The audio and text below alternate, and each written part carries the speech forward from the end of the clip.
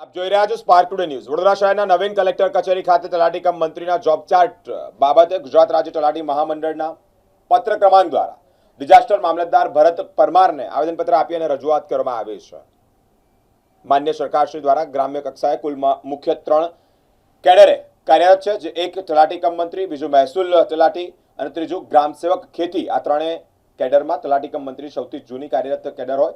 વખતો વખત ગ્રામ કક્ષાએ કામનું ભારણ વધ્યું હોય, જેને લઈને જ કામની વહેંચણી ન થવાને કારણે ગ્રામ કક્ષાએ સંઘર્ષની પરિસ્થિતિ ઉદ્ભવી છે। હાલ પંચાયતની સાથે મહેસૂલ અને ખેતીવાડી વિભાગના મોટાભાગની કામગીરી તલાટી કમ મંત્રી કરે છે। આ વિષય ભરતભાઈ પટેલ જે તલાટી છે તેઓએ પણ વિશેષ માહિતી આપી છે।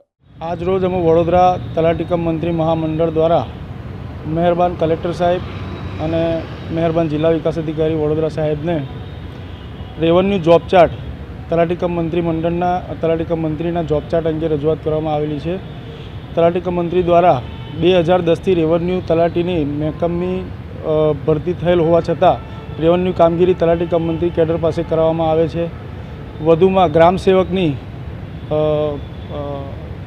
ખેતીવાડી વિભાગની કામગીરી કે જેમ કે પાક વાવેતરના દાખલા, નુકસાનીના દાખલા, એગ્રીકલ્ચર સેન્સસ અને એગ્રીસ્ટેકની કામગીરી, પાણીપત્રકની કામગીરી પણ તલાટી કમ મંત્રી દ્વારા કરવામાં આવે છે।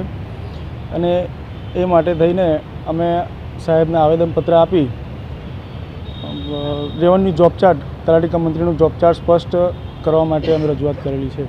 એ સિવાય બીજી કઈ જગ્યાએ રજૂઆત કરવાની? જિલ્લા વિકાસ અધિકારી સાહેબ।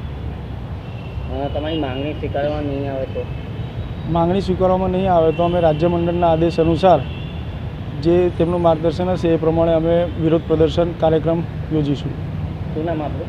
ભરત પટેલ।